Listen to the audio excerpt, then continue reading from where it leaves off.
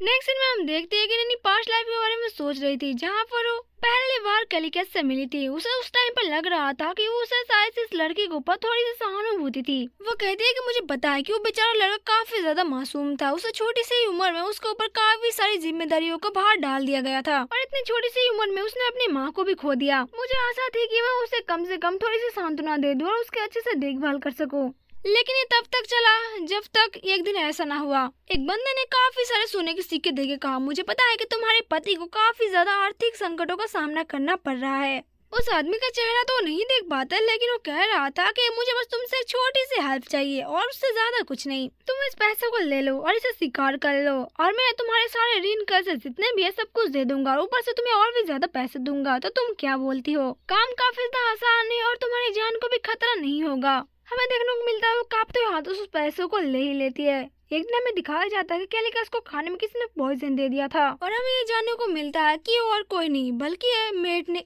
किया था, वो भी दूसरे मेट को कहकर। वो काफी ज्यादा डर जाती है। वो कहती है कि अगर मैं पकड़ी गई तो मुझे जान से मार दिया जाएगा। अब मैं क्या करूं? मुझे क्या करना चाहिए? मुझे पॉइजन नहीं देना चाहिए था, लेकिन मुझे पता है कि और ग्रेस मुझे बचा लेंगे। लेकिन फिर वो एविल से स्माइल देने लगती है। वो कहती है कि उसने सही कहा था कि जहर जानलेवा नहीं है, मैं क्या कर भी सकती हूँ। युवराज अभी काफी ज्यादा यंग है और मेरी हेल्प भी तो नहीं कर सकता। मुझे इसके सिवा और कोई रास्ता दिखा ही नहीं। अगर मुझे वो उतना पैसा नहीं दे सकता तो मुझे खुद ही काम करके पैसे का जुगाड़ करना ही पड़ेगा। नेक्स्ट सीन में देखते हैं कैलिकस और मेड आमने सामने होते। मेड वन के अंदर सोच रही थी कि चलो इतने सालों से मैं तुम्हारी देखभाल करी हूँ, इसके लिए इसका भुगतान ही समझ लो। तुमने नहीं दिया, किसी और ने दिया, खैर मुझे कोई फर्क नहीं पड़ता, तुम मरो हुए अच्छी हो। जबकि कैलिकस उसे देख रहा था पीछे से। नेक्स्ट सीन में हम देखते हैं कि मेला रोज को बता रही थी कि हाँ तुम सही कह रही हो, हर कोई बता रहा है कि तुम योर हाइनेस के फेवरेट सब्जेक्ट हो। रोज अपने सर पे हाथ रख लेती है और उससे कहती है कि हाँ मुझे पता है, लेकिन ये साला रूमर फैला कौन रहा है? मिला कहती है कि हाँ सब लोग ही बता रहे हैं कि या तो रोज तुम योर हाइनेस की प्रेमिका हो या फिर तुम क्राउन प्रिंस का अटेंशन पाने के लिए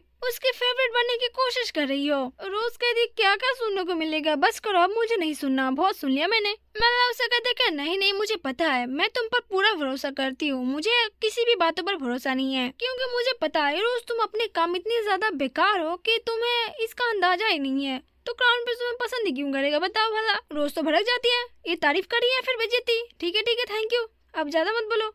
रोज पूछती है क्या तुम दोनों ने अच्छे से जांच पड़ताल किया है? क्या टाइडन और हेडमेट दोनों एक दूसरे के साथ नहीं मिले हुए हैं? एरन कहता है कि नहीं मुझ पर भरोसा करो। जब भी वो दोनों एक दूसरे के साथ मिलते हैं वो दोनों आपस में बहस करने लगते हैं। वो लोग तो कुत्ते और बिल्लियों की तरह लड़ाई करते हैं। रोज कहते हैं कि हमें समझ गए, लगता है कि ये पूरी यूनिवर्सल प्रॉब्लम है। ठीक है अब तुम दोनों मेरे लिए काम करो। एरन तुम पता लगाओ कि टेरन महल में कहाँ कहाँ पर जाता है, कौन सी जगह पर वो काम करता है, और मेला तुम महल के अंदर रूमर्स फैलाना स्टार्ट कर दो। वो दोनों कहते हैं कि ठीक है बॉस हम कर देंगे अपना काम। मैं पूरी तरीके से श्योर हूँ उस टाइम पर जो डॉर्सी को जिसने धक्का दिया था वो हेडमेड ही थी। वो काफी ज्यादा इनसिक्योर लग रही थी और वो घबराई हुई थी। उसे लग रहा था कि शायद से मैं उसकी सत्ता हत्या लूंगी। उसे शायद से ऐसा लग रहा होगा कि मैं उसकी जगह लेने की कोशिश कर रही हूँ, लेकिन अगर वो लोग गंदा खेल खेलने वाले हैं तो मैं भी किसी से कम नहीं हूँ, मैं भी ऐसा ही करूंगी। जिसके बाद हम नेक्स्ट में देखते हैं कि हेडमेड काफी तो गुस्से में लग रही थी और उसके पास जाती है उसे कहती है कि रोज मुझे तुमसे कुछ बात करनी है। और रोज उसे देखते हुए मन के अंदर सोचती है अच्छा तो जितना मैंने सोचा था वो तो उससे ज्यादा ही रिएक्शन दे रही है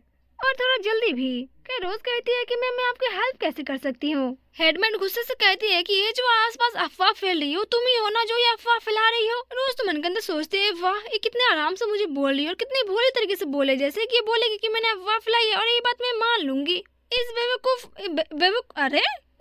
को कैसे लगा कि मैं ये बात मान जाऊंगी? लेकिन वो झूठ मूठ का रिएक्शन देते हुए कहती है हाँ अफवाह, लेकिन कैसी अफवाह? हेडमेड जोर से चिल्लाते हुए कहती है कि भोली मत बनो, वो तुम ही हो ना जो चारों तरफ यही अफवाह फैला रहा है कि मेरा और ड्यूक टाइनल के साथ अफेयर चल रहा है। वो तुम ही हो जो अफवाह चारों तरफ फैला रही है, मुझे पूरे तरीके से यकीन है। रोज कहती हो ये कैसी अफवाह है, तुम्हारा अफेयर ड्यूक के साथ?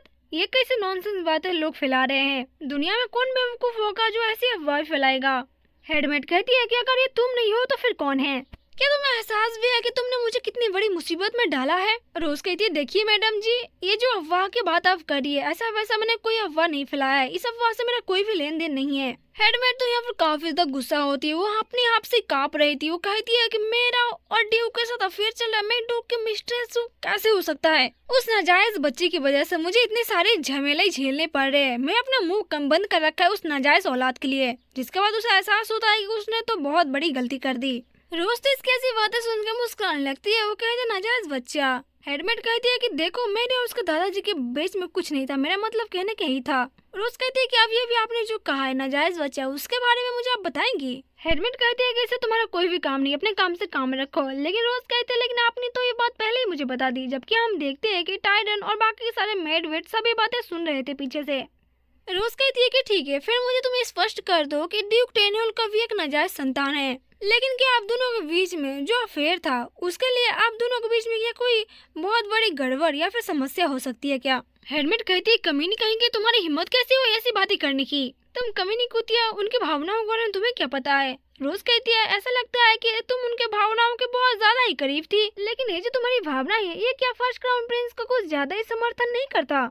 हेडमेट तो गुस्से से चिल्लाने लगते हैं। उसे कहती है क्या तुम्हें पता है कि ये जो तुम अभी बकवास कर रही हो इसका अंजाम क्या होगा? रोज कहती है मुझे अच्छी तरीके से मालूम है, योर ग्रेस ने मुझे योर हाइनेस को मारने के लिए जहर दिया था, लेकिन मैंने ऐसा नहीं किया है। तुम्हें क्या लगता है कि मैं अभी तक क्या जिंदा हूँ? जिसके बाद वो उसके कानों के पास जाकर कहती है कि तुमने बहुत गलत आदमी से पंगा ले लिया स्वीट हार्ट। तब हेडमेट इसकी बातों सुन काफी ज्यादा गुस्सा हो जाती है और गुस्से का मारे रोज को धक्का मार कर नीचे गिरा देती है और चिल्लाते हुए कहती है तुम एक नंबर की कुतिया विश्वासघात लड़की, तुम्हें क्या लगता है कि और गैस तुम्हें माफ करेंगे और तुम्हारी इस घटिया काम के लिए वो तुम्हें जिंदा छोड़ेंगे? तुम्हारी हिम्मत कैसे हुई बदतमीज लड़की की ऐसा मेरे सामने बोलने के? लेकिन तभी उसे देखने को मिलता है कि उसका आस पास तो बहुत सारे लोग आ जाते हैं और अभी अभी उसने जितने सारे कन्फर्मेशन किया है वो सब लोगों ने सुन लिया था। वो हैरान हो जाती है और घबरा जाती है। वो कहते हैं कि नहीं, तुम लोगों ने जैसा सुना है वैसा कुछ भी नहीं है, तुम लोग गलत समझ रहे हो। जबकि रोज तो मगरमच्छ का आंसू बहाने लगती है।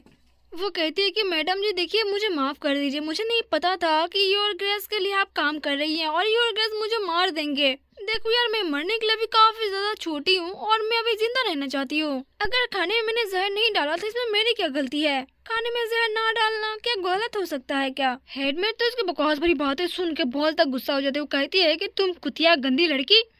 वो गुस्से में तुरंत रोज का हाथ पकड़ लेते। उसे कहती है कि तुरंत उठो यहाँ से। रोज कहती है कि मुझे माफ कर दो, मुझे नहीं पता कि तुम योर ग्रेस के लिए काम करती हो, मैं सच बोल रही हूँ, प्लीज मुझे माफ कर दो, मुझे नहीं पता था कि तुम सच में योर ग्रेस के लिए काम कर रही हो, प्लीज प्लीज प्लीज मुझे माफ कर दो। लेकिन फिर इवेल सा चेहरा बनाते हुए उसे कहती है लेकिन एक मिनट, क्राउन प्रिंस के महल में काम करने वाले एक नौकरानी दूसरे के लिए क्यों सेवा करेगी? ये तो सही नहीं है, ये तो बहुत गलत बात है योर हाइनेस। तब योर हाइनेस का नाम सुनकर मेड का चेहरे का तोते उड़ जाते हैं और हमें देखने को मिलता है कि मेड के पीछे तो क्राउन प्रिंस ऑलरेडी खड़ा था और इसकी सारी बातें सुन रहा था।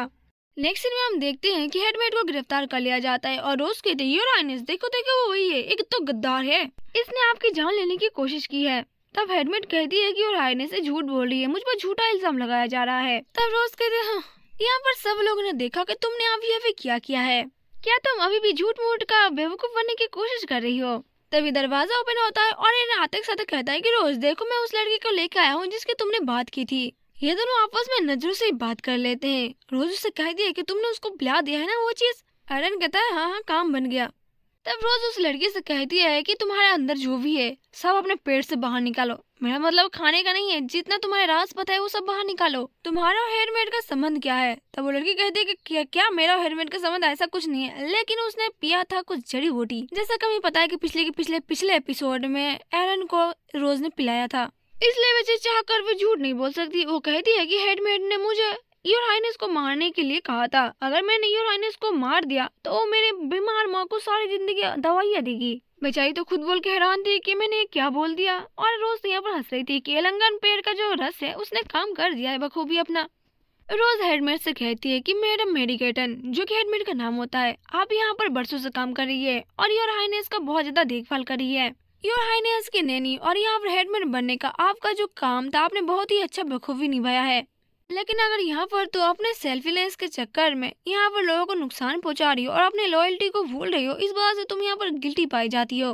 हेडमेट चिल्लाते हुए कहती है कि नहीं ऐसा कुछ भी नहीं है, लेकिन वो नहीं सुनती। वो कहती है रोज कहती है कि तुम्हें क्या लगता है कि योर हाइनेस को इस बारे में पता नहीं था? उनको सबसे पहले ये बात पता चल गई थी जब उन्हें पहले नौकरानी को मारा था और अपने हाथों से हथियारों से निपट रहे थे। वो बस तुम्हारे साथ रहे और बिताए गए सारे पलों को याद करके अपने मान सम्मान के लिए और तुम्हारे प्यार के लिए चुप्पी को साधे हुए थे। तब बाकी के नौकर कहते हैं कि ओ माय गॉड, अच्छा तो इसलिए सारे जो चेम्बर मेट थे वो सब मर गए थे। रोज तो फिर से मगरमच्छ का आंसू बहाने लगती है। वो कहती है कि हाँ देखो ना, ऐसा नहीं होना चाहिए। कोई एक इंसान तुम्हारी जान कैसे ले सकता है जिसने तुम्हें बचपन से पाल पोस के बड़ा किया है। कैलिकस उसकी ओर देखता है और कहता है कि अरे अभी पागल लड़की फिर से क्या करने लगी है। रोज को ऐसा रोता देख के सारे मेड और ज्यादा रोने लगती है। वो कहती है हाँ मुझे भी बुरा लग रहा है, योर हाइनेस को देखकर कोई ऐसे कैसे कर सकता है। लेकिन रोज कहती है योर हाइनेस, लेकिन अब टाइम आ चुका है कि आप अपना डिसीजन ले ले। वो तुरंत ही घुटनों को बल गिर जाती है और कहती है कि मुझे पता है कि एक महल के नौकरानी के रूप में मेरा इतना ज्यादा औकात तो नहीं बनता, लेकिन मैं फिर से आपसे विनती करती हूँ और भीख मांगती हूँ कि इसको पनिश किया जाए। रोज के साथ साथ महल के सारे लोग भी घुटनों को बल गिर के उसे कहते हैं कि ठीक है, इसे पनिश किया जाए, ये गद्दार है, गद्दार को पनिश किया जाए। तब कैलिकस सोच रहा था, मुझे पहले से शक था, लेकिन मुझे नहीं पता था कि जब तुमसे निपटने का टाइम आएगा तब इतना ज्यादा भयानक टाइम आएगा। ये भयानक इसलिए भी क्योंकि आखिरकार मैं अपना पूरा बचपन बर्बाद करने वाला हूँ। लेकिन शुक्र है कि ये रेडिकुलस फनी से लड़की मेरे लाइफ में आई है, इसकी वजह से सारी चीजें आसान हो रहा है।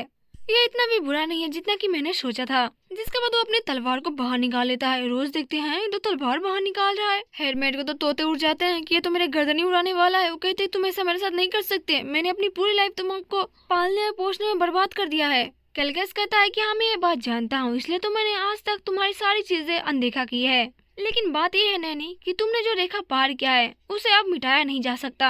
हेडमेट कहती है लेकिन तुम ऐसा नहीं कर सकते, मैं तो तुम्हारे लिए किताब भी पढ़ती थी, तुम्हें किताब पढ़ा कर सुनाती थी। कैलिकस तलवार उठा लेता है। वो कहता है कि लेकिन अब बहुत देर हो चुकी है नैनी, क्योंकि जो तुम भावनाओं को भी दिखा रही हो वो भावना पहले से ही खत्म हो चुकी है। अब जैसे वो नैनी को मारने वाला था तभी रोज उसके सामने आ जाती है और कहती है कि योर हाइनेस नहीं, आप ऐसा नहीं कर सकते। कैलिकस हैरान था और उसे पूछता है कि तुम मेरे सामने क्या कर रही हो, क्या ये टाइम है मजाक करने का? तुम्हें पता है ना इसका अंजाम क्या हो सकता है? रोज तो कहती है मुझे पता है, क्या मेरी गर्दन उड़ जाएगी? लेकिन नहीं, सोचना पड़ेगा मुझे। 3 मिनट पहले का सीन दिखाया जाता है जहाँ पर कैलिकस कह रहा था कि उतना भी बुरा नहीं जितना मैंने सोचा था। तब रोज ने देखा था कि कैलिकस अपना तलवार बाहर निकाला है तो कहती आई ये तो मैंने सोचा ही नहीं था, मुझे तो पता नहीं था कि चीजें इतने दूर तक चली जाएगी। क्या वो उसका सिर काट देगा? मेरा मतलब है कि अब तक हेडमेड ने जो काम किया है वो सजा के लिए हकदार है। लेकिन अभी 1 मिनट रुको, मैंने सब लोगों को तुम्हारे ऊपर दया दिखाने के लिए काफी ज्यादा मेहनत की है, लेकिन अभी अगर वो हेडमेड का सिर यहीं पर काट देगा तो मेरा जितना सारा काम था, मेहनत था, सब बेकार हो जाएगा। लेकिन अब प्रॉब्लम आ चुकी है कि अब मैं क्या करूँ? मेरा जो प्लानिंग था शुरुआत से ही इसको डाउन टू अर्थ किंग बनाने के लिए, यहाँ पर वो सारे प्लान में मिट्टी मिल जाएगी। मुझे ऐसा उसको नहीं कर देना है। लेकिन अब मुझे कुछ भी नहीं पता कि मुझे क्या करना चाहिए। लेकिन वो दौड़ के जाके सीधा कैलिकस के सामने खड़ा हो जाती है और उसे कहती है कि और हाइनेस आप ऐसा नहीं कर सकते। Back to the present time. Callicles उससे पूछता है कि तुम मुझे ऐसा क्यों कर रही हो कि मुझे ऐसा नहीं करना चाहिए। तब रोज सोचती है कि अरे बेटी जल्दी कुछ सोच ले, मेरे दिमाग में आ क्यों नहीं रहा, वरना इसके साथ साथ आज मेरी भी गर्दन उड़ जानी है। वो कहती है क्या मुझे भरोसा है कि अगर हम उसे मार देंगे तो हमें और भी कुछ जानकारी नहीं मिलेगी, हमें इसे यूज करने के लिए बचा के रखना होगा। तब कैलिकस इसकी बातें सुनता है लेकिन कहता है कि बड़ा अजीब सी लड़की है। अब रोज तो पूरा समझाने के लिए तैयार थे, लेकिन कैलिकस कहता है कि ठीक है मैं इसे जाने देता हूँ, रुएल तुम इसका ध्यान रखना। और उसके बाद वहाँ से चला जाता है। रुएल कहता है कि ठीक है मैं इसका ध्यान रख लूंगा, जबकि रोज तो काफी ज्यादा हैरान थी। वो कहती करे लेकिन इसने तो मुझे दोबारा पूछा ही नहीं कि मैं ऐसा क्यों कर रही हूँ। अब रोज हेडमेट की ओर देखते हुए सोच रही थी, सच कहूँ तो अगर हेडमेट को यहीं पर मार दिया जाता तो कोई बड़ी प्रॉब्लम नहीं होती, और डुग भी ऐसे व्यक्ति के ऊपर अपना साइड लेना पसंद करेगा जो उसके लिए काम करता हो, और पॉपुलर स्टेटमेंट इतना भी बुरा मुद्दा नहीं बन सकता। लेकिन मैं बस तुम्हें किसी को मारते हुए नहीं देखना चाहती। तभी किसी ने रोज का नाम पुकारा। ये दोनों मिया और एरन होते, वो दोनों काफी ज्यादा खुश थे, लेकिन खुश सबसे ज्यादा रोज थी। वो कहती है कि सबसे बड़ी बात तो ये है कि मैंने और एक प्रॉब्लम को यहाँ पर सॉल्व कर दिया है। नेक्स्ट में हम देखते हैं कि रोज कैलिकस के रूम में होती है। कैलिकस उससे पूछता है कि तुम मुझे अब बताओ कि तुमने मुझे हेडमेट को मारने के लिए मना क्यों किया। रोज तो कहती है कि अरे लगे लंका, मैंने तो सोचा था कि मुझसे सवाल जवाब नहीं करेगा अब, लेकिन कोई बात नहीं, मुझे अपने आप पर प्राउड है। मुझे पता था कि ऐसा ही कोई सिचुएशन आएगा, मुझे जवाब देना पड़ेगा, इसलिए मैं पहले से तैयार थी। वो कहते हैं कि योर हाइनेस आपने तो उस दिन देखा था कि आपके लिए सारे मेड लोग, सारे लोग कितने ज्यादा परेशान थे और कितनी ज्यादा सहानुभूति दिखा रहे थे। अगर आप अभी हेडमेट को मार देते हैं फिर भी आपकी प्रतिष्ठा ऐसे ही बनी रहेगी। लेकिन योर हाइनेस मुझे माफ कर देना ऐसी बातें कहने के लिए। लेकिन योर हाइनेस, और फिर वो चुप हो जाती है। तब कैलिकस उससे कहता है कि जो बोलना है साफ साफ बोलो। रोज कहती है कि एक मेड की राय है तो प्लीज योर हाइनेस इसे दिल पर ना लगाए, और मेरी गलतियों पर माफ कर दे। कैलिकस चाय का उसके लेते हुए कहता है, तुम तो हमेशा ऐसे ही करती हो, लेकिन क्या तुम वही नहीं हो जो कि हमेशा हमारी सीमा को पार कर देती है। रोज तो अपना मुंडी निकाल लेती है और कहती है वो तो मैं बस कैलिकस उसको और देख के कहता है कि ये लड़की भी ना, हाँ ठीक है निकलो अब यहाँ से, लेकिन तुम मेरे बारे में क्या कह रही थी। रोज सोचती है कि मुझे पता है कि ऐसे बातों पर वो मेरा सर ऐसे ही नहीं काट देगा, लेकिन फिर भी मैं डर के मारे कांप रही हूँ। ऐसा लगता है जैसे कि उसका डर मेरे अंदर समा गया हो। वो सोच रही थी कि ये बोलता है कि तुम अपना सर काट लो, हा हा हा हा, मैं तो तुम्हें छोड़ूंगा नहीं। वो बेचारी डर जाती है और जोर से चिल्ला के कहती है कि योर हाइनेस और सेल रोयल। ये दोनों ही सुन के हैरान थे कि हैं ये करना क्या चाहती है और कह क्या रही है। अब वो सोचने लगती है कि योर हाइनेस और सेल रोयल दोनों के आपस में बीच में पूछू पूछू चल रहा हो। वो सोच रही थी कि एरल ने कैसे कहा था कि वो दोनों को लव स्टोरी बना के वो अपने बेकरी में बेचेगा, तो वो अपने हाथ से मिटाने लगती है, कहते नहीं नहीं मेरा मतलब ये नहीं था, मैं ये नहीं सोच रही हूँ। कैलिकस तो इसकी हरकतें देख के हैरान था कि तुम ये कर क्या रही हो। तब रोज कहती है कि एक्चुअली मेरा मतलब कहने का ये था कि सिर्फ रोयल ही है जिस पर योर हाईनेस पूरे तरीके से भरोसा कर सकते हैं, तो शायद से इस अवसर को इस्तेमाल करके आप बहुत सारे लोगों को अपनी तरफ कर सकते हो। तब कैलिकस उसकी बातें सुनकर थोड़ी देर चुप रहता है और फिर कहता है कि ठीक है बैठो यहाँ पर। रोज कहती है कि मतलब, लेकिन योर हाईनेस मैं आपके सामने बैठने की हिम्मत कैसे कर सकती हूँ।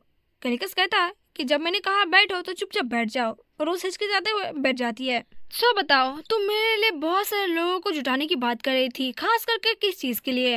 रोज कहती है क्या मैं इस टी पॉट का इस्तेमाल कर सकती हूँ। कैलिकस कहता है कि हाँ जरूर। वो टी पॉट से टी निकालते हुए कहती है कि ये कहानी मेरी बचपन की है जो मुझे सुनाई गई थी। इस कहानी में राजा की तुलना पानी के अंदर तैरते हुए एक नाव से की गई, जैसे कि इस चाय के अंदर चाय की पत्तियां तैर रही है और बाकी लोगों को नीचे पानी में चले गए, इस तरीके से इस्तेमाल किया गया। वो चाय के कप में अपना फूंक मारते हैं जिससे चाय की जो पत्ती होती है उड़ने लगती है। वो कहती है कि देखो पानी के अंदर नाव आसानी से ऐसे चल सकती है हवा के तेज से। जिसके बाद वो चाय को नीचे गिराने लगती है यानी कि दूसरे कप में, और कहती है कि अगर मौसम कभी ऐसा आए ऊपर से अगर पानी गिरता है तो नाई चलने में असमर्थक रहेगी, यानी कि वो नहीं चलेगी और एक जगह पर टिकी रहेगी, यानी कि इसका फ्लो बिल्कुल भी नहीं बह रहा है। इस काम में जो नोवेल होते हैं वो दूसरे नोवेल यानी कि प्रिंसेस के साथ अपने भाग्य तो जोड़ लिए होंगे, लेकिन अंततः वो सब लोग एक नाव में बैठकर पाल या फिर चप्पू ही चलाएंगे।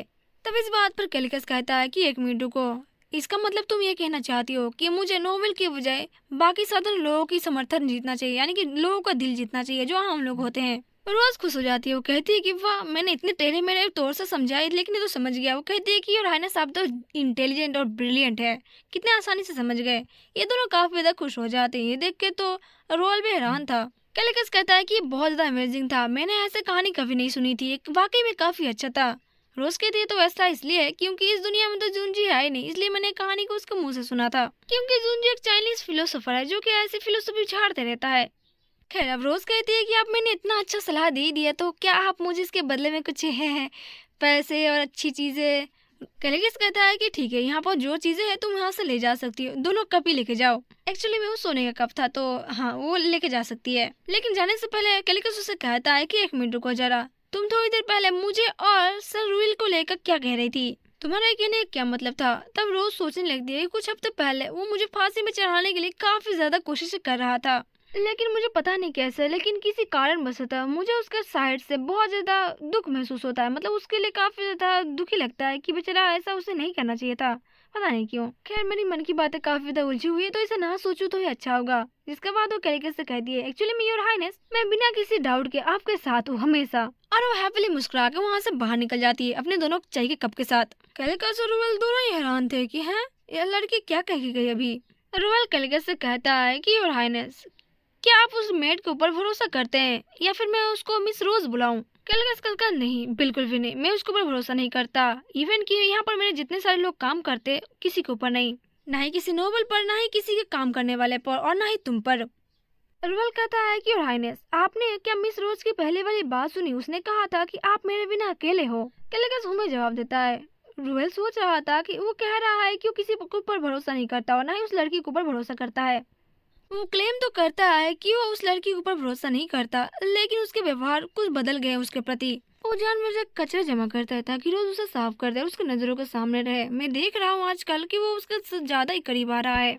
मैं आशा तो कर रहा हूँ कि सब कुछ ठीक रहो और कुछ भी बेकार चीजें ना हो, जैसे कि उसके प्रति शुद्ध भावना है और वो क्यूरियोसिटी, जिज्ञासा सब उसके अंदर भरे हुए हैं। विश्वास भी है और नफरत भी, और उसके साथ डाउट भी। लेकिन फिर भी मुझे ऐसा क्यों महसूस हो रहा है कि रोज के करीब जाना ये कुछ ज्यादा ही अजीब सा लग रहा है मुझे।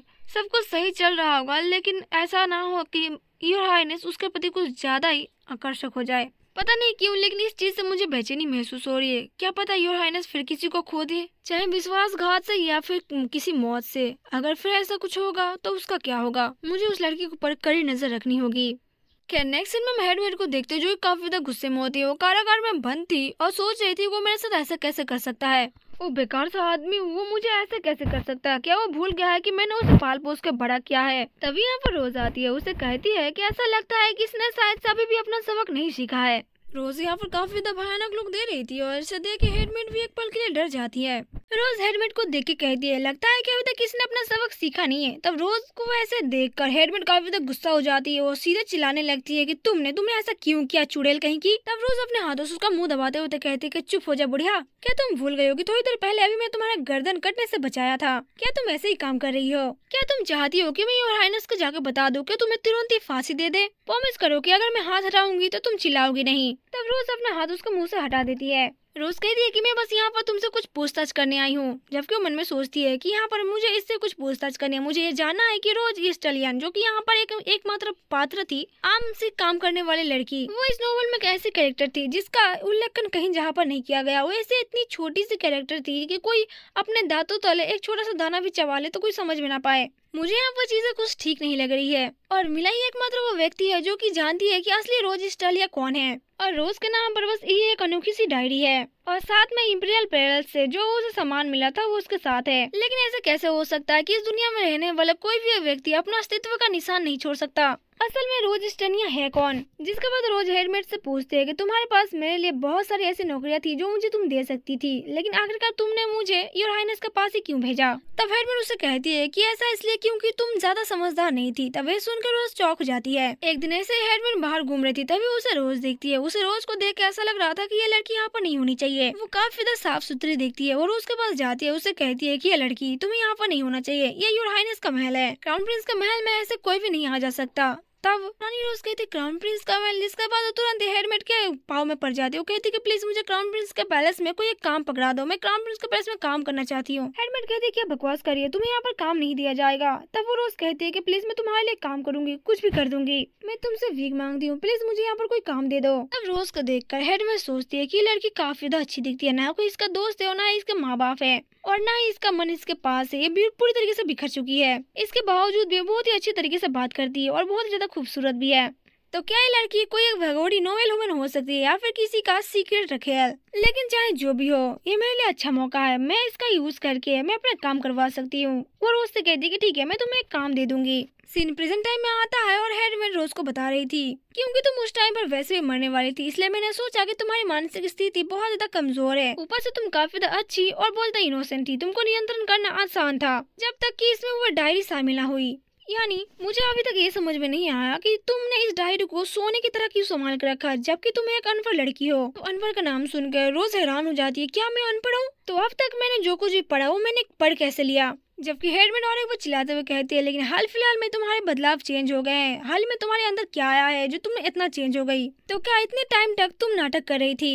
तुम और योर हाइनेस दोनों ने मिलकर मुझे धोखा देने के लिए हाथ मिलाया है। तब रोज उसे कहती है तुम्हें ऐसा लगता होगा शायद, लेकिन योर हाइनेस को पहले से ही मालूम था कि तुम उसे धोखा दे रही हो, लेकिन उसने तुम्हें तुरंत ही फांसी देने का फैसला नहीं किया है। तुम्हें क्या लगता है कि उसने ऐसा क्यों किया होगा? हेडमेट मुस्कुराते हुए कहती है कि ऐसा इसलिए क्योंकि वो ड्यूक से काफी ज्यादा कमजोर है। और क्या? रोज कहती है कि सीमित बालों के साथ भी योर हाइनेस तुम्हें बिना किसी निशान के मार सकते थे, लेकिन वो तुम्हारी सचमुच की परवाह करता था। इसके अलावा ये कुछ ऐसा है जिसने निपटने के लिए योर हाइनेस ने मुझे आदेश दिया है। जिसके बाद रोज उसे कुछ बुक निकाल के देती है, जिसे देख कर हेडमेट काफी ज्यादा शॉक हो जाती है। जिसके बाद पास्ट का सीन दिखाया जाता है जहाँ हेडमेट कैलिकस को कह रही थी कि मैं तुम्हें रोज एक ही डायरी पढ़ा रही हूँ, शायद से तुम बोर हो गए, लेकिन अगली बार मैं पक्का प्रॉमिस करती हूँ तुम्हारे लिए अच्छी सी किताबें लेके आऊंगी और तुम्हें पढ़ा के सुनाऊंगी। तब हेडमेट को जाते हुए देख कैलिकस उनसे कहता है कि मैंने ऐसा तो कभी नहीं कहा कि ये मुझे पसंद नहीं है, तुम किताबें यहीं पर छोड़ के जा सकती हो। जिसे सोचकर बेचारी काफी ज्यादा टूट जाती है। जबकि हम रोज को देख रहे थे जो कि उबले हुए आलू की तरह काफी ज्यादा गुस्से में थी। वो कहती है कि मुझे उसे वहीं पर मार देना चाहिए, उसकी हिम्मत कैसे होगी? उसने कहा कि वो डूक से ज्यादा कमजोर है। आई नो ये बात सच है, लेकिन शायद से अपनी माँ की मौत के बाद कैलिकस उस आया को कभी फांसी देने के लिए खुद को तैयार नहीं कर सका, जो हमेशा से उसका साथ रहती थी, जबकि असली नोवेल में उसने उसको छोड़ दिया था। फिर भी सभी बाधाओं के बावजूद भी सिंहासन पर वो चढ़ने में कामयाब रहा। ऐसी बातें किसी को क्यों समझ में नहीं आती। इन सब चीजों की वजह से मैं काफी ज्यादा बेचैन हो जाती हूँ और मुझे बहुत ज्यादा परेशानी होती है। लेकिन एक सेकंड रुको, मैं परेशान आखिरकार क्यों हूँ? क्या ऐसा इसलिए है क्योंकि हेडमेड कैलिकस के साथ एक कचरे जैसा व्यवहार कर रही थी, या फिर ऐसा इसलिए है क्योंकि वो मेरे अनुमान से भी अधिक ज्यादा बड़ी बदमाश थी और घिनौनी थी? लेकिन किसे फर्क पड़ता है। हेडमेड पकड़ी गई और कहानी का अंत हो गया। अब उसका सजा उसे मिलेगा। लेकिन एक बात मुझे अच्छी तरीके से मालूम पड़ गई। मैं खुद से पक्का प्रॉमिस करती हूँ कि यहाँ से निकलने से पहले मैं इस श्रापित डायरी का अंत का पता लगा ही लूंगी। चलो ढूंढते हैं कि हम दोनों में से कौन जीतता है। लेकिन अब वो बेचारी बेड पर सोच रही थी कि मैंने कह तो ऐसे दिया जैसे कि मेरे पास कोई बहुत बड़ी प्लानिंग हो, लेकिन आखिरकार मेरे पास कोई प्लानिंग नहीं है, तो मैं इसका पता आखिरकार लगाऊंगी कैसे? उसके बाद तो डायरी से पूछने लगती है कि आखिरकार तुम कौन हो और आखिरकार ये रूज एस्टनिया कौन थी और क्या कोई ऐसा रास्ता है जिससे मैं अपना घर वापस जा सकती हूँ। लेकिन वो डायरी तो हमेशा तरह कुछ बोलती भी नहीं अपने आप से। तब रोज सोचने लगती है कि एक मिनट मुझे रुको, मुझे सोचने दो जरा। ये बदमाश डायरी तभी काम आती है जब मुझे इसकी बहुत ज्यादा जरूरत होती है और जब मैं मुसीबत में पड़ जाती हूँ तब ये डायरी एक्टिव होती है। जैसे कि उस लीव के टाइम पर, मेरे मेकअप पाउच देने के टाइम पर, गुफा के अंदर बटरफ्लाई वाला, और ऐसे मौके पर जब मुझे मदद की कोई उम्मीद नहीं दिखती तब ये डायरी एक्टिव होती है। लेकिन जब भी मेरा असली रूप रिलीजन के बारे में पूछा, इसने मुझे कोई भी जवाब नहीं दिया। लेकिन क्या मैं अगर इसे इस दुनिया के बारे में जानकारी पूछूं तो क्या मुझे जवाब देगा? तब वो डायरी से पूछती है, क्या तुम्हें पता है कि जादूगर कहाँ रहते हैं?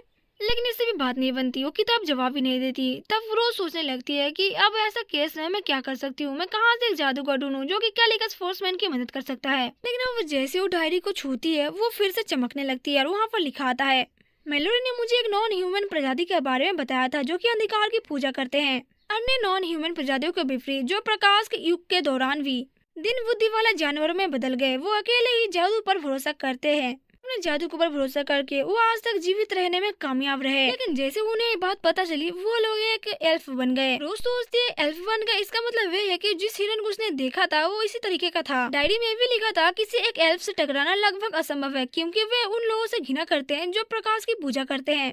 मेलोडी ने मुझे एक प्राचीन लकड़ी से बनी एक पॉकेट घड़ी दी और दावा किया कि ये मुझे उन लोगों तक ले जाएगा। तभी रोज को पीछे की तरफ से आवाज आती है। जब रोज पीछे मुड़ती है तब वो कॉम्पस उसे मिल जाती है। वो हैरान थी कि ये कॉम्पस यहाँ पर क्या कर रहा है। इसका मतलब ये है कि ये डायरी केवल कैलिकस से संबंध प्रश्नों का ही जवाब देती है। अच्छा ठीक है, तो तुम मुझे अभी ये बताओ कि अभी के लिए कैलिकस फोर्समैन के लिए सबसे बड़ा खतरा कौन सा है? तब वो डायरी जोर से चमकने लगता है और उसे बताता है कि अभी के लिए कैलिकस फोर्समैन का सबसे बड़ा खतरा एक ड्रैगन है। लेकिन इस डायरी ने अभी कोरिया में जवाब दिया था, जिस बात से यहाँ पर रोज कहती है कि हे भगवान, इसने तो मुझे डरा ही दिया, ये कोरिया में क्यों बात कर रहा है। लेकिन जब वो पन्ना उलटती है तब उसे देखने को मिलता है कि पन्ना तो बिल्कुल ब्लैंक है। लेकिन फिर वो जोजो से हंसने लगती है और कहती है, लेकिन मुझे ड्रैगन को मारने की कोई जरूरत नहीं है ना, क्योंकि मैं ड्रैगन से क्यों मिलने जाऊंगी। लेकिन फिर वो थोड़ा सा गंभीर होते हुए उससे पूछती है कि कैलिकस से ड्रैगन का क्या लेना देना है। फिर तब वो डायरी उसे बताती है कि इस दुनिया में 3 प्रकार की सत्ता यहाँ पर काम करती है। पहली होती है देवताओं की, दूसरी होती है ड्रैगन की, लेकिन अब तीसरा वो बोलने वाला था। लेकिन यहाँ पर रोज काफी डर जाती है और डर के हमारी डायरी को ही बंद कर देती है और कहती है कि मुझे मत बताओ कि इसमें क्या लिखा है। ये डायरी सच में बहुत ज्यादा डरावनी है, मैं इसे पढ़ नहीं पा रही और मुझे नहीं लगता कि मैं दोबारा से इस डायरी को कभी खोलूंगी भी।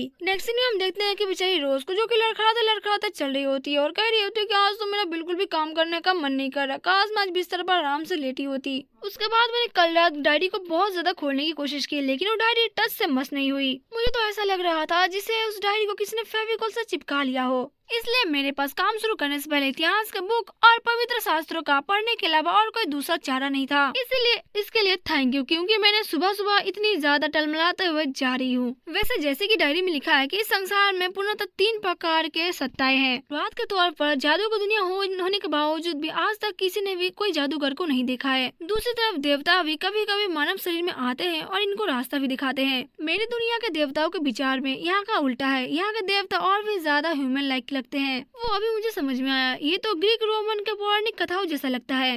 और खैर ड्रैगन तो ड्रैगन ही है। ये उन कहानियों में से एक है जो मैं काल्पनिक कहानियों में पढ़ा करती थी ड्रैगन के बारे में। हालांकि ड्रैगन काफी ज्यादा शक्तिशाली होते हैं, लेकिन उनका लंबा जीवन प्रयास और ये तो कारण बनता है जिसके कारण उनमें से कई लोग अपने मनोरंजन के लिए तरीके खोजने लगते हैं। मुझे आश्चर्य होगा कि ईरान को इसके बारे में बहुत अच्छी से जानकारी होगी। खैर खैर जाने दो, अब ये मेरे लिए चिंता की बात नहीं है। वास्तव में मेरे पास कुछ ऐसी भी बातें हैं जो कि मुझे तत्काल तुरंत इस पर ध्यान देने की जरूरत है, और वो बात ये है कि अभी मुझे क्राउन प्रिंस का महल में काम करने का तरीकों का बदलने के लिए है। मैं इस घटिया काम करने वाले जगह पर और एक दिन नहीं टिक सकती। इसके बाद हम देखते हैं कि वो क्राउन प्रिंस का जज जाते हैं, उसे कहते हैं कि योर हाइनेस, वास्तव में ये ऐसा है जैसे कि पहले बनाया गया है। यहाँ पर मैंने कुछ नोट बनाया है जो कि यहाँ पर काम करने के लिए काम आएंगे। पहले जैसा ही था जो मैंने इस नोट को बनाया था। आप यहाँ पर काम करने वाले हर व्यक्ति के ऊपर अच्छे से नजर रख सकते हैं। आप एक बार इसे पढ़ के अच्छी तरीके से देख ले। तब क्राउन प्रिंस रोज से कहता है कि मैंने तुमको ये नहीं बताया था कि इस काम को तुम अपनी इच्छा अनुसार इसको निपटा लो। रोज कहती है यहाँ पर एक बहुत जरूरी बात है जिस पर आपको ध्यान देना खूब जरूरी है।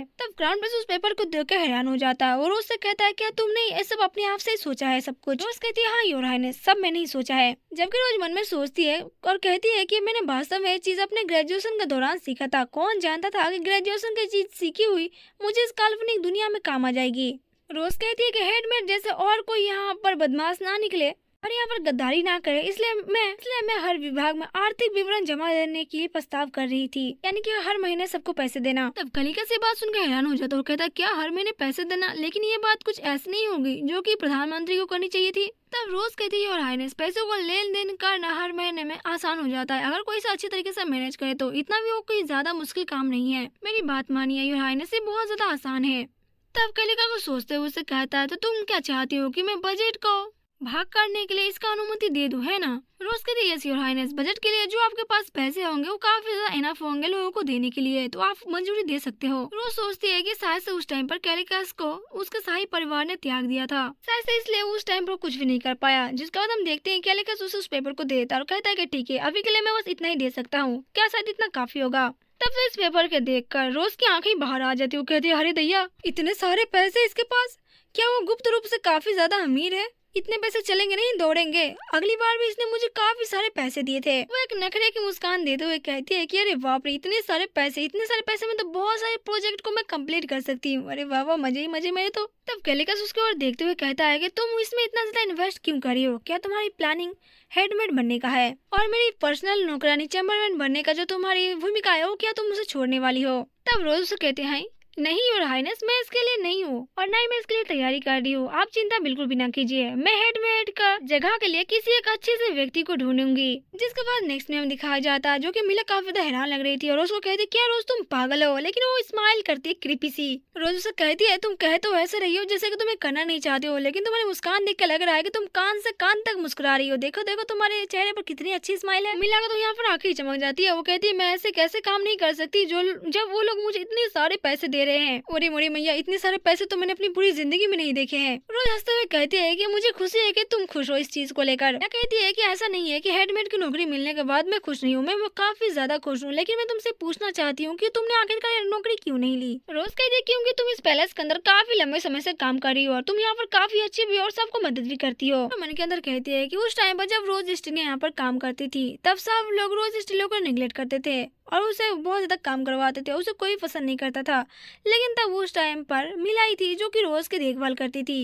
मैंने सोचा कि वो चीजों को संभालने में तेज और बहुत ज्यादा माहिर होगी और मेरी उम्मीद के अनुसार भी बाकी की नौकरियां ने उसे काफी ज्यादा प्रशंसा कर रही थी और उसके अच्छाई के बारे में बता रही थी। और वैसे भी क्राउन प्रिंस के महल में मिला के अलावा और कोई दूसरी नौकरानी ऐसी नहीं थी जिसके ऊपर भरोसा किया जा सकता था या फिर उसके लिए काबिल हो। तुमने सामाजिक कौशल के साथ वो एक मुख्य नौकरानी के रूप में उत्कृष्टता प्राप्त करने के लिए बहुत ही ज्यादा अच्छी है। उदाहरण के रूप में हर किसी को मदद करना, ये तो बताने की आवश्यकता नहीं है, ये बताने की जरूरत भी नहीं है कि मिला एक साफ दिल की और एक अच्छी लड़की है। तब रोज मिला का जवाब देती है मिला तुम्हें क्या नहीं पता कि मेरे बारे में कितने सारे रूमर्स फैल रहे हैं? अगर इस टाइम पर अगर मैं हेडमेड बन गई तो क्या ही हंगामा होगा, और तुम्हें पता है कितना भारी भरकम काम मैं ऐसे ही नहीं संभाल सकती। जबकि वो मन में कहती है कि मैं खुद ही नहीं चाहती नौकरी करना। तो मिला कहती है हाँ समझ गए, लेकिन उसके कानों के पास जगह कहती है क्या ये बात सच है रोज कि तुम्हारे और योर हाइनेस के बीच में कुछ ऐसी वैसी चल रही है? रोज उसे चिल्लाते हुए कहती है बिल्कुल भी नहीं, तुम ऐसा शक भी कैसे कर सकती हो मेरे ऊपर? मिला उसे कहती है लेकिन क्या योर हाइनेस ने तुम्हारे लिए बहुत ही ज्यादा महंगे औषधियों का इस्तेमाल नहीं किया था जब तुम बीमार पड़ गई थी? और तो और उन्होंने एक शाही डॉक्टर को भी यहाँ पर बुलाया था तुम्हारे इलाज के लिए। रोज कहती है कि उन्होंने ऐसा इसलिए किया क्योंकि उनके ऊपर जो तीर लगने वाला था वो तीर मैंने अपने ऊपर ले लिया था। जबकि मिला हंसते हुए कहती है कि देखो जरा, उसके अलावा भी हमने योर हाइनेस को बताया, उसके बाद हमें कितनी सारी जरूरतों के सामान यहाँ पर मिल रहे हैं, हमें कितना बजट मिल रहा है। मुझे विश्वास नहीं हो रहा हमें इतने सारे पैसे मिल रहे हैं।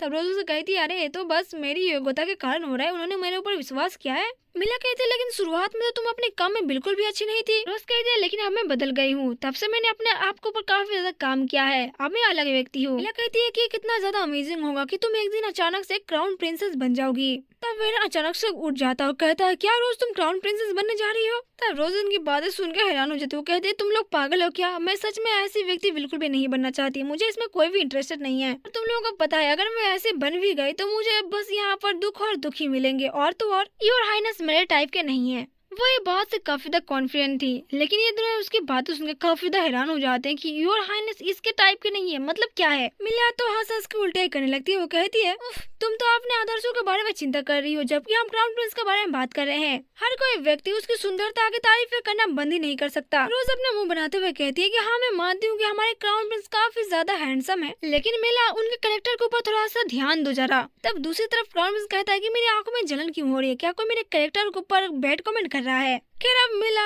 एरन को उठाते हुए कहती है कि चलो ठीक है, क्राउन प्रिंस नहीं तो तुम एरन के बारे में क्या सोचती हो। तब रोज देख के हैरान हो जाती है और कहती क्या। तब रोज थोड़ा सोचते हुए कहती है कि अगर मैं देखा जाए तो असली रूप में मैं इन दोनों को मिलाकर एक जैसा लड़का ढूंढना चाहती हूँ। मिला जोर से हंसते हुए कहती है कि रोज तुम सच में काफी ज्यादा फनी हो। एरन उससे कहता है तुम दोनों का मिश्रण क्यों चाहती हो, क्या तुम मुझे वैसे ही पसंद नहीं कर सकती जैसे कि मैं हूँ। रोज कहती है तुम दोनों चुप रहो, आज के लिए इतनी बातचीत काफी है। रोज कहती है मैं तो भूल ही गई, अभी भी मैं काम पर ही हूँ, मुझे काम करने दो। और एरन जो मैंने काम उन्हें दिया था तुम ये काम क्यों नहीं किया अभी तक, ये हैंड राइटिंग वाला काम करना भी बहुत ज्यादा जरूरी है। तब मिला उसे कहती है लेकिन रोज इतने सारे काम हाथ से करना जरूरी है क्या। तब रोज एरन से कहती है कि हाँ बहुत ज्यादा जरूरी है, अभी के लिए तुम 100 पत्तों का इंतजाम कर लो, 100 पन्नियों में लिख लो, जिसके बाद मैं तुम्हारी हेल्प के लिए किसी और की भी मदद लूंगी।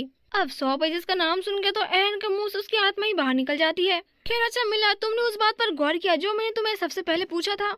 तब मिला कहती है हाँ मैंने डॉर्सी से इसके बारे में बातचीत कर ली थी, जब तुमने कहा था तभी मैंने उनसे बातचीत किया था और इस बात के लिए वो मान भी गई थी। तुम चाहो तो मैं उसको बुलाकर इस बात के लिए बोल सकती हूँ, शायद से वो हमारी मदद कर सकती है। तब रोज इन दोनों कहती है कि ठीक है, जब तक मैं काम से वापस आऊँ तब तक ये काम हो जाना चाहिए। अब ये दोनों तो गुस्सा होकर बड़बड़ाने लगते हैं कि ऐसे यार कैसे कर सकते हो यार, हम दोनों तो थक जाएंगे, हमें नहीं करना है सब काम वाम। रोज कहते चुप रहो, चुपचाप काम करो अपना। जिसके बाद वो ऐसा चली जाती है। मिला एरन से कहती है कि रोज काफी ज्यादा चेंज हो गई है। एरन कहता है कि चेंज हो गई है, इसका क्या मतलब है, क्या सीन चल रहा है। मिला कहती है कि कोई बात नहीं है, ठीक है चलो काम पर लग जाओ, अगर हम इसे जल्दी खत्म नहीं करेंगे तो रोज बहुत ज्यादा गुस्सा हो जाएगी। एरन कहता है तुम्हें कहना आसान लग रहा है लेकिन ये बहुत ज्यादा इजी नहीं है। मिला से कहती है कि मुझे यकीन है कि इन अनुबंधों को 100 पंक्तियों में तैयार करना इतना ज्यादा मुश्किल काम नहीं है, तुम बहुत ही जल्दी इसे कर लोगे। रोज बेवकूफ कहेंगी उसने मुझे कितना काम दे दिया, मुझे तो करने का मन ही नहीं कर रहा। जबकि मिला सोच रही थी कि पुरानी वाली जो रोज थी वो योर हाइनेस से काफी ज्यादा डरती थी, लेकिन वो अब हमारे लिए योर हाइनेस से बातचीत करती है और वो क्राउन प्रिंस को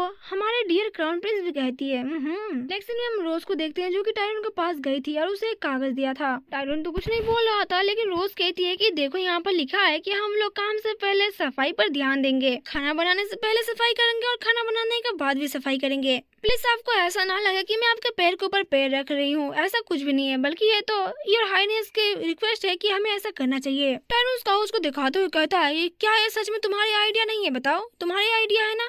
तो रोज घबरा जाती है और कहती है कि मुझे माफ करना। टायरन कहता है कि वो हाइनेस ने आज तक कभी भी अपने खाने के बारे में एक शब्द भी नहीं कहा, जबकि एक बार शाही महल में बहुत ज्यादा खाना बनने के बावजूद भी और बहुत ज्यादा गंदा तरीके से खाना बना था, फिर भी उन्होंने मुश्किल से भी एक शब्द कहा था। ये विचार तुम्हारे दिमाग में आया है ना रोज। तब रोज तो निराश हो जाती है और कहती है यस सर। उसे लग रहा था कि शायद से टायरन मना कर देगा, लेकिन टायरन उल्टा खुश हो जाता है, उसे कहता है कि ठीक है जैसा तुम चाहोगी ठीक मैं वैसा ही करूंगा। ये देखते हुए कि हाल ही में एक हेडमेड को कैसे कैद किया गया था, मैं महसूस करने से खुद को रोक नहीं सका कि तुम्हारी बात सुनने से हमेशा अच्छी चीजें ही सामने आती है। तो रोज मैं एक बार फिर से तुम्हारे ऊपर भरोसा करूंगा। तब रोज हैरान हो जाती है, लेकिन वो काफी ज्यादा खुश भी होती है, जिसके बाद ये दोनों हाथ मिलाते हैं। नेक्स्ट सीन में रोज डोर्सी के पास जाती है और उसे कुछ एक कागज दिखाती है। डोर्सी इस कागज को देखते हुए कहती है कि मिस मिला ने इसका बारे में मुझे बताया था, तो क्या मिस रोज आपके दिमाग में यही डिजाइन आया है। रोज अपने मुंडी हिलाकर कहती है कि हाँ। डोर्सी उस कपड़े के ऊपर काम करने लगती है। कहती है हमें कपड़े इस तरीके से बनाना चाहिए, बटन यहाँ पर होना चाहिए और एक कलर यहाँ पर होना चाहिए। उसके बाद डोर्सी उसे दे देती है। इसे देखकर उस काफी ज्यादा खुश हो जाती है। वो कहती है कि मैं सच में तुम्हारी सराहना करती हूँ, तुम काफी ज्यादा अच्छी हो। मैं इसे समझने की काफी ज्यादा कोशिश कर रही थी, लेकिन मैं थक गई। डोर्सी उसे कहती है कि चिंता मत करो, तुमने जो भी कुछ मेरे लिए किया है उसकी तुलना में तो कुछ भी नहीं है। मैं बहुत ज्यादा खुश हूँ कि मैं तुम्हारी मदद कर पा रही हूँ। तब रोज स्माइल करते हुए इनकी तरफ देखते हुए सोच रही थी कि पहले मैंने सोचा था कि ये लोग नोवेल के बस बैकग्राउंड कैरेक्टर होंगे, लेकिन अब शायद मुझे ऐसा लगता है कि मुझे उनसे अब थोड़ा सा लगाव हो गया है। नेक्स्ट सीन में हम देखते हैं कि सर रूएल यहाँ पर कैलिकस के पास जाता है, उसे बताता है उन्हें फैसला कर लिया है कि जो पुरानी ओल्ड मेन हेड थी उसके सारी संपत्तियों को जब्त करने का फैसला कर लिया है और उसे सारा जीवन कोयले खदान में काम करने की भी सजा दी गई है। उसका पति ब्रिगाड हैरी गटन से उसका भी सभी संपत्तियां छीन ली गई है और उसे भी वहीं पर सजा दी गई है। जहाँ तक उनके बच्चों का सवाल है, उन सभी को अभी सहायता बंद की जाएगी। उनके सारे शिक्षा और जितने सब कुछ सहायता उन्हें मिल रही थी सब कुछ बंद कराने के बाद वो लोग आम लोग उस स्तर पर आ जाएंगे। कैलिकस कहता है कि बहुत अच्छे। रूएल पूछता है कि आप निश्चित हैं कि ये सब चीजें अच्छी तरीके से काम करेगा। कैलिकस कहता है कि तुम्हारे कहने का मतलब क्या है। रूएल कहता है कि उसने तुम्हारे साथ धोखाधड़ी करी है लगभग 10 सालों तक, तो क्या आपको नहीं लगता ये जो हम उसे पनिशमेंट दे रहे हैं वो थोड़ा सा लाइट है, यानी कि बहुत कम है? क्या हुआ कि और एक हत्या का प्लानिंग वो कर रही होगी? तब कैलिकस उसे कहता है कि नहीं, वो ऐसा नहीं कर पाएगी। हमें फर्स्ट का सीन दिखाया जाता है जहाँ पर कैलिकस हेडमेट से मिलने गया था। वो कहता है कि तुम बहुत ज्यादा भयानक लग रही हो। लास्ट वर्ड में क्या तुम कुछ बोलना चाहोगे? तुम्हें सारा जिंदगी कारावास में किया जाएगा। अब कैलिकस को देखकर हेडमेट काफी ज्यादा परेशान हो जाती है और उसके मुंह से कुछ बोल भी नहीं पाती, वो कांप रही थी। प्रेजेंट टाइम पर वो रूएल से कहता है कि उसकी आंखों की चमक गायब हो गई थी, जबकि मैंने उसके सारी चीजें हथिया ली है, तो अब उसके पास ऐसी कोई भी चीज नहीं बची है कि वो मुझे धमकाने की कोशिश करेगी। और कौन जाने मैं इसका इस्तेमाल करके ड्यूक को भी धमकाने की कोशिश कर सकूं। रूएल कहता है कि हाँ, मैं देख सकता हूँ। ऊपर से कैलिकस कहता है कि ये भी ठीक है और मैंने देखा कि वो नहीं चाहती थी कि मैं उसे पूरी तरीके से मार दूं। यहाँ पर वो रोज की बातें कर रहा था। रूएल कहता है कि मैं समझा नहीं। कैलिकस कहता है कि कोई बात नहीं, एजेंडा में आगे क्या है तुम आगे बताओ। रूएल कहता है हाँ मैं तो भूल ही गया, पार्लर में कोई आपका एक गेस्ट इंतजार कर रहा है। तब कैलिकस कहता है ठीक है, फिर तुम मुझे रास्ते में ही बता देना उसके बारे में। रूएल कहता है कि मैंने इसके बारे में काफी ज्यादा बहसबाजी की है कि उसे अंदर आने दूं या नहीं दूं, क्योंकि वो एक अनजान इंसान है और अनजान इंसान को यहाँ पर यात्रा पर नहीं ले जाना चाहिए। कैलिकस उससे पूछता है कि आखिरकार वो इंसान कौन है जो तुम इसे आने के लिए अंदर मान नहीं रहे थे। तब रूएल उसे बताता है कि असल में वो एस फोर्समैन है, यानी कि उसका छोटा भाई। अब वो जैसे अंदर जाता है वो देखता है कि उसका छोटा यानी कि थर्ड क्राउन प्रिंस आया हुआ था। वो कहता है कि तुमने आने में काफी ज्यादा देर लगा दी।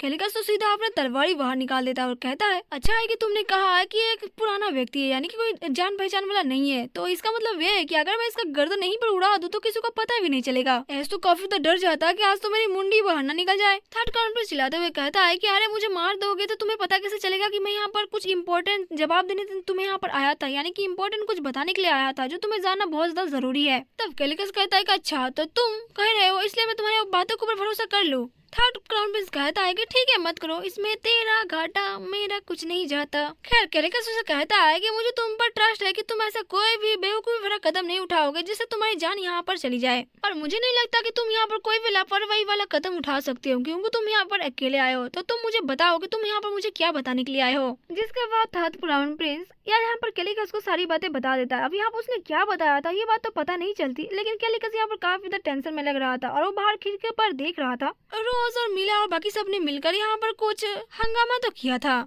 मिला यहाँ पर अपना हाथ ऊपर करके सबको बता रही थी कि क्राउन प्रिंस की तरफ से एक आदेश मिला है कि सबको यहाँ पर रेस्ट मिलेगा। सारे लोग हैरान हो जाते हैं कि किस रेस्ट के बारे में बात कर रही है। मिला कहती है कि चिंता की कोई बात नहीं है, जितने सारे लोग यहाँ पर काम करते हैं, यानी कि जितने सारे कर्मचारी है वहाँ पर सबको काम के दौरान रेस्ट मिलेगी, यानी कि छुट्टियाँ मिलेगी अब से। देखो यहाँ पर पोस्टर भी छपा दिया गया। सारे लोग तो पहले समझ नहीं पाते, लेकिन सब लोग समझने लगते हैं कि इसने कहा कि हमें छुट्टियां मिलेगी।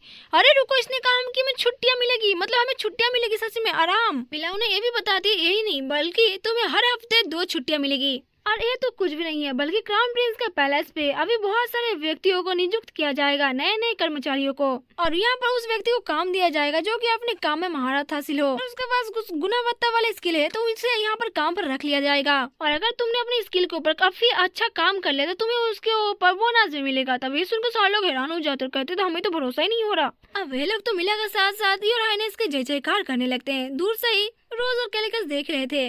रोज तो इसे देख के काफी ज्यादा खुश हो जाती है, तो खुश एक बार नीचे गिर जाती है। कहती है आखिरकार मैंने कर दिखाया, मैंने सच में कर दिखाया। एरन उसे कहता है कि रोज तुम तो अपने आप में इतनी ज्यादा नाजुक हो रही हो, तुमने असल में कर दिखाया, अब तुम खुश भी हो जाओ। और उसे उसका हाथ पकड़ उठाने लगता है। रोज उसे कहती है कि दोस्त तुम नहीं समझोगे, इसको सेल्फ रिस्पेक्ट कहते हैं। एरन हैरान हो जाता है और खुशबू हो जाता है। कहता है कि तुमने मुझे अपना दोस्त कहा। रोज उसे मारते हुए कहती है कि ऑफकोर्स तुम मेरे दोस्त हो, मैं किसी ऐसे व्यक्ति को कैसे मार सकता हूँ जो कि मेरा कोई दोस्त ही ना हो। तो मैं कूट रही हूँ, इसका मतलब यही है ना कि तुम मेरे अच्छे दोस्त हो। एरन उसे कहता है कि लेकिन अरे तुम्हें ऐसा नहीं करना चाहिए, तुम्हें अपने दोस्तों को कूटना नहीं चाहिए, तुम मुझे इतना कूट रही थी, मुझे लगा था कि मेरे हाथ सच में टूट जाएंगे। रोज कहती है कि ठीक है रोना बंद करो, अब ठीक है, जितने सारे यहाँ पर पेपर है सब में बांट दो। केली के अपने भाई के बारे में सोच रहा था, वो उसे पूछ रहा था कि तुम ये बात मुझसे क्यों साझा कर रहे हो, यानी कि मुझे क्यों बता रहे हो। तब थर्ड क्राउन प्रिंस उसे कहता है कि मैं तुम्हारे लिए नहीं कर रहा हूँ, बल्कि मैं उस लड़की के लिए कर रहा हूँ, क्योंकि मैंने उसे प्रॉमिस किया था कि मैं उसके सारे पैसे वापस लौटा दूंगा। तो बस इतना ही। तब कैलिकस रोज को देखते हुए रूएल से कहता है कि रूएल चीजें तैयार कर लो, और हाँ, रोज स्टर्न भी हमारे साथ आ रही है। और अब यहाँ पर क्राउन प्रिंस के महल में सारी चीजें पूरी तरीके से सॉर्ट आउट हो जाती है, काम धंधा और यहाँ पर कौन कौन नौकरानी कौन से काम करेंगे सब कुछ पूरी तरीके से कम्प्लीट हो जाता है। नेक्स्ट में हम देखते हैं कि रोज और एरन दोनों एक साथ काम कर रहे थे। यहाँ पर बहुत एक लंबी लाइन लगी थी, रोज सबको बता रही थी कि देखो, इसे यहाँ पर मासिक वेतन कहा जाता है, जो तुम्हारे काम और तुम्हारे काम करने तरीके और घंटे के ऊपर निर्भर करता है कि तुम यहाँ पर कितने घंटे काम करती हो। रोज उन सबको पर्चा बांट देती है और कहती है कि देखो, मैंने उदाहरण के रूप में यहाँ पर कुछ चीजें लिख भी दिया है, अगर तुम्हें पढ़ना नहीं आ रहा है तो भी कोई बात नहीं। तो वो दूसरे मिनट रोज से पूछती है कि जरूरी क्यों है। तब रोज के पास भी इसका सटीक आंसर नहीं था, वो मन में सोचने लगती है कि हाँ, शायद से मुझे बात पता है कि जिस जगह पर स्टेटस से सब कुछ मैटर करता है, वहाँ पर एक कागज के टुकड़े से कुछ भी फर्क नहीं पड़ने वाला है। लेकिन फिर भी, जिसका बाद तो खुशी से कहती है कि क्योंकि ऐसा इसलिए है क्योंकि ये तुम्हारे अधिकारों को रक्षा करेगा। रोज बताती है कि अगर रियल लाइफ में हो तो अगर तुम बहुत जरूरी काम कर रही हो या फिर किसी ऑफिस में या फिर कहीं पर भी, अगर तुमने कहीं पर भी कागजों के ऊपर सिग्नेचर नहीं किया तो तुम बहुत बड़ी एक मुसीबत में पड़ सकते हो। वो लड़की हैरान लग रही थी। रोज उसे देखते हुए सोच रही थी कि इस लड़के ने आई थिंक आज से पहले कभी भी ऐसे कॉन्ट्रैक्ट के बारे में सुना नहीं होगा, और ऐसे कॉन्ट्रैक्ट होना जरूरी है क्योंकि ये तुम्हारे आयन के हिसाब से काम करता है और तुम्हारे अधिकारों के ऊपर चीजों को बदलने नहीं देता है। रोज उसे बताती है कि हाँ, यही सही है, तुम्हें यहाँ पर बहुत सारी तुम्हें इसके लिए राइट्स भी मिलेंगे, लेकिन साथ में इसके साथ बहुत सारी जिम्मेदारियां भी तुम्हारे ऊपर आएंगी। तुमको महल की स्टेटस से कोई भी आर्थिक पूर्ति नहीं मिलेगी, तुम्हें यहाँ से कोई भी मदद नहीं मिलेगी और नहीं दिया जाएगा। अगर तुम्हें कोई भी चीज की जरूरत हो तो तुम्हें यहाँ पर फॉर्म भरनी पड़ेगी, तुम्हें बस उसी काम को पैसे मिलेंगे जो तुम यहाँ पर करती होगी। और यहाँ पर दो चीजें और भी है, तुम्हें हफ्ते में 2 दिन छुट्टी मिलेगी, जो तुम अपने घर पर जाकर पूरी तरीके से आराम कर सकती हो बिना कोई काम किए। मैं यहाँ पर सच लगा सकती हूँ कि तुम लोगों में से किसी ने भी अपनी पूरी जिंदगी में एक भी छुट्टी नहीं ली होगी। तब वो देख के मेट काफी ज्यादा हैरान हो जाती है, उसकी तो आंखें चमक जाती है, जबकि रोज अपने मन में इविल सा स्माइल देते हुए सोचती है कि इतना अच्छा सा आराम करने वाला मौका कौन ही भला छोड़ना चाहेगा। रोज कहती है इतना अच्छा मौका को नहीं छोड़ना चाहेगा कि इस हफ्ते में तुम्हें 2 बार छुट्टी मिल रही है और तुम्हें आराम करने का मौका मिल रहा है, ये तो एक सोने पर सुहागा जैसा काम हो गया। और ऊपर से इतने बड़े महल में कौन ही अकेले काम करना चाहेगा, इसलिए मुझे वर्तमान टीम के साथ इसे दोबारा ठीक करना होगा और इसे अच्छे तरीके से चलाना होगा, क्योंकि इतने बड़े महल को कोई भी अकेला चलाना नहीं चाहेगा। ऐसा करने के लिए उन्हें उचित पुरस्कार और नियमित छुट्टी की जरूरत पड़ेगी, और एक छुट्टी इंसान को बहुत ज्यादा रिफ्रेश कर देता है, तो एक छुट्टी के लिए वो लोग और भी अच्छे से काम करेंगे। नेक्स्ट में हम देखते हैं कि डोर्सी न्यू ड्रेस को बना दिया था और वो बाकी मेड को ड्रेस बांट रही थी। तब वो मेड कहती कि मुझे ड्रेस ले जानी चाहिए। डोर्सी कहती है हाँ, तुम्हें बिल्कुल ये ड्रेस ले जानी चाहिए क्योंकि ये हमारी न्यू ड्रेस है मेड के रूप में, जिसका सुझाव मिस रोज ने दिया था। हमने सफेद एप्रन वाले ड्रेस को हटा दिया है क्योंकि उस पर बहुत ही आसानी से दाग लग जाते थे। इसके वजह ये नई स्टाइल वाले ड्रेस साफ सुथरा रहने में काफी ज्यादा अच्छा है। हमने धूल को दूर रखने के लिए और झुर्रियों को कम करने के लिए बहुत ही अच्छे कपड़े का इस्तेमाल किया है। इसमें तुम बहुत ही आसानी से सांस ले सकती हो और ये लचीला भी है, और सबसे जरूरी बात, इस वर्दी में हमारे पास जेब भी है। वो दूसरी मेड कह दिया लेकिन मुझे तो कहीं पर भी जेब नहीं दिख रहा। तब डर्सी उसे बताती देखो वहाँ पर होगा, ये थोड़ा सा गायब तरीके का होगा क्योंकि ये असल में दिखाई नहीं देते, ये तुम्हें पता होगा जो ड्रेस पहन सकता है, और ये भी मिस रोज का ही डिजाइन है और सुझाव था। जबकि रोज कहती है कि मैंने मान लिया था कि ये चीजें निश्चित है, जरूरी है, लेकिन ये जान के मुझे बहुत ज्यादा आश्चर्य हुआ था कि इस दुनिया में ये चीजें मौजूद ही नहीं है, यानी कि लड़कियों के कपड़ों में जेब ही नहीं था, और जेब लड़कियों को काफी ज्यादा अच्छा लगता है। ट्रू। वो मेड कहती है कि हाँ, इसे देख के तो अच्छा तो लग रहा है, क्या ये सच में कमाल का है। डोर्सी उसे कहती है कि मुझे पता है कि अच्छा है, सच में है ना, अच्छा है। मिस रोज बाकी में बहुत ज्यादा प्रभावशाली है, और वो बिल्कुल परी जैसी लगती है। मुझे तो लगता है कि वो सड़क से उतरी हुई एक अप्सरा है। रोज दूर से इनको देख रही थी और उसे अच्छा लगता है कि सबको ड्रेस अच्छा लग रहा है, जिसका नेक्स्ट में हम दिखाया जाता है कि वो किचन में जाती है। रोज को देखकर सब लोग गुड आफ्टरनून कहते हैं। रोज यहाँ पर कहती है कि मैं यहाँ पर उस काम के लिए आई हूँ जिस काम के बारे में मैंने मिस्टर टेरन से बात की थी। तो मिस्टर टेरन कहाँ भाई यहाँ पर? तो वो बंदा कहता है कि खैर मुझे नहीं पता, लेकिन आमतौर पर वो कभी भी काम पर इतना ज्यादा लेट नहीं होते। तभी दरवाजा ओपन होता है और टायरन यहाँ पर आ जाता है। वो बंदा कहता है कि लगता है कि टायरन सर आ गए, लेकिन तब भी वो रोज और वो दोनों देखते हैं तो वो दोनों हैरान हो जाते हैं क्योंकि यहाँ पर टायरन बिल्कुल टकला होकर आया था। अब वो रोज को बताने लगता है कि याद है रोज, तुमने जो मुझे वो सूची दिया था काम करने के लिए, तो अगर तुम्हें याद हो तो एक शर्त ये भी थी कि मुझे अपने बालों और दाढ़ी को काटने के लिए रुमाल का इस्तेमाल करना चाहिए या फिर रुमाल पहनना चाहिए था। और मैं एक बात बता देना चाहता हूँ कि मैं गर्मी बर्दाश्त नहीं कर सकता। इसलिए मैंने आगे बढ़कर अपना सिर मुंडवा लिया। अब इसलिए मुझे अब बहुत ज्यादा अच्छा लग रहा है और हल्का हल्का फील हो रहा है। और अब तुम लोग मेरे शब्दों पर ध्यान दो। क्राउन प्रिंस के महल में खाना इतना ज्यादा स्वादिष्ट होगा कि कोई भी यहाँ पर कुछ भी नहीं बोल पाएगा और सब लोग अपनी उंगलियां चाटते रह जाएंगे। रोज खुश होते हैं, लेकिन नेक्स्ट सीन में वो अपने बिस्तर पर लेटी होती है। वो कहती है कि पूरा दिन आज थका देने वाला था, आज मैंने कितना ज्यादा काम किया है, वो मेरी पूरी बॉडी में दर्द हो रहा है, लेकिन फिर भी मैं तब तक यहाँ पर फंसी रहूंगी जब तक मुझे घर जाने का कोई भी रास्ता नहीं मिल जाता। लेकिन बहुत बढ़िया लीचन, इससे मेरे क्राउन प्रिंस के महल में काम करना और रहना थोड़ा सा आसान हो जाएगा। नेक्स्ट में रोज काफी ज्यादा हैरान लग रही थी। वो क्राउन प्रिंस से पूछती है कि आपने कहा कि मुझे फिर से कहीं पर जाना, लेकिन मैं कहाँ जा रही हूँ। कैलिकस उससे कहता है क्या तुम बहरी हो चुकी हो? मैंने कहा कि हमें डेजर्ट में जाना है। क्या तुम्हारे कान में कुछ प्रॉब्लम हो गई है, कुछ समस्या चल रही है क्या? रोज हैरान हो जाते हो कि डेजर्ट, लेकिन यहाँ पर क्यों? कैलिकस कहता है कि एक रेगिस्तानी साम्राज्य जो कि पोतनी साम्राज्य के साथ राजनीतिक संबंध बनाए रखता है। वो उसे मैप दिखाते हुए बता रहा था। रोज कहती है लेकिन मुझे कहीं पर भी डेजर्ट नहीं दिख रहा। कैलिकस कहता है कि चुप हो जा सातवीं फेल, हमें वहाँ पर जाने में लगभग 10 दिन लग जाएंगे। ये बात सुन के रोज बेचारी तो सदमे में आ जाती है। वो कहती है कि अरे यार ऐसा नहीं करना चाहिए, मैं तो बस यहाँ पर आराम से आराम करने के लिए आराम की चीजें कर रही थी, मेरा आराम अब हराम हो गया, मैं क्या करूँ। अब उसका मन तो पूरा उदास था और अपने घुटनों के बल गिरी हुई थी। और वो कैलिकस से कहती है कि हाइनेस मुझे लगता है कि मुझे यहाँ पर रहना चाहिए, क्योंकि यहाँ पर महल में भी तुरंत ही बहुत सारी चीजें चेंज हुई है, तो यहाँ पर मेरी जरूरत होगी तो मैं नहीं जा सकती आपके साथ। कैलिकस समझ रहा था कि ये बहाने मार रही है। वो कहता है कि यार इससे कोई भी फर्क नहीं पड़ता, क्योंकि तुम हेडमेड नहीं हो यहाँ की, इसलिए जो मैंने कहा है चुपचाप सुन लो। रोज कहते लेकिन फिर भी। कैलिकस कहता है ये कुछ भी नहीं, मैंने जब कह दिया है तो कह दिया है, अब तैयारी चालू कर दो। लेकिन तो आत्मा भटक भटक के बाहर ही निकल जा रही थी। अब वो बेचारी तो उदास थी, लेकिन कैलिकस देख के मन ही मन मुस्कुरा रहा था। नेक्स्ट में बताया जाता है कि यहाँ पर कैलिकस के तीसरे भाई ने यानी कि थर्ड क्राउन प्रिंस ने कैलिकस से क्या कहा था। थर्ड क्राउन प्रिंस बता रहा था कि गोल्डन रीजन में जाने का कोई ना कोई रास्ता जरूर होगा, लेकिन वो कोई खतरे से खाली नहीं है और वो वहाँ पर जोखिम उठाना नहीं चाहता, क्योंकि रास्ते में बहुत ज्यादा राक्षस भरे पड़े हैं। प्लस अगर तुम जाते हैं तो रास्ते में ही मर जाओगे तो ये और भी ज्यादा बेहतर होगा। कैलिकस कहता है अच्छा बेटा। थर्ड क्राउन प्रिंस कहता है कि अरे नहीं नहीं, मेरे लिए नहीं, ये तो गिलार्ड के लिए बेहतर होगा, मेरे लिए नहीं। कैलिकस कहता है कि हाँ मुझे पता है, क्योंकि मैंने ऐसे ही विचार रखता है अपने मन के अंदर। थर्ड क्राउन प्रिंस कहता है कि व्यक्तिगत रूप से मुझे कोई भी फर्क नहीं पड़ता कि मेरे जिंदा रहते हुए आमतौर पर कौन सिंहासन पर बैठता है। अगर वो लड़की ना होती तो आज मैं जिंदा ना होता, इसलिए मैं बस यहाँ पर कर्ज चुका रहा हूँ। तब रोज का नाम सुनकर कैलिकस रोज के बारे में सोचने लगता है। वो कहता है कि रोज एस्टोनिया, इसने मेरे लाइफ काउंटलेस बार बचाया है। धोखेबाज मेट को भी खुलासा उसने कर दिया, जो मुझे मारने के लिए कई सालों से प्लानिंग बना रही थी। बस उसने एस के साथ मेरा संबंध ऐसा बना दिया कि हम दोनों भाई मिलकर आपस में अच्छे तरीके से बातचीत कर पा रहे, वो भी खुल के। मुझे कभी कभी ऐसा लगता है कि भगवान ने स्वर्ग से मेरे लिए एक अच्छा सी दूध भेजा है। नेक्स्ट में हम दिखाते हैं कि ये लोग डेजर्ट में जाने के लिए तैयार हो रहे थे। कैलिकस रोज को देख रहा था, जो कि काफी सारे सामान पैक कर रही थी। जरूरी सामान जो उसे लग रहा था, वो उसे देखते हुए सोच रहा था कि डेजर्ट में जाने के लिए हमें लगभग 10 दिन लग जाएंगे, लेकिन क्या इस बार भी तुम मेरी मदद करोगी? मैं इस चीज के लिए काफी ज्यादा उत्सुक हूँ। क्या तुम इस बार मेरी मदद करोगी या फिर तुम मुझे बीच में ही छोड़ के चले जाओगी? जबकि हम रोयल को देखते हैं, जो कि काफी ज्यादा इनसिक्योर लग रहा था। रोल यहाँ पर काफी ज्यादा इंसिक्योर लग रहा था और उसके मन में कुछ तो बातें चल रही थी, जिसके बाद हम देखते हैं कि कैलिकस, रोज और रोवेल यहाँ पर सबको बाय बोल के यहाँ से चले जाते हैं और यहाँ पर सीजन 1 का फाइनल एपिसोड खत्म होता है। सीजन 2 में रोज और कैलिकस की लाइफ स्टोरी स्टार्ट होने वाली है। अगर वीडियो में अच्छा रिस्पॉन्स आए तो मैं सीजन 2 भी एक्सप्लेन कर दूंगी।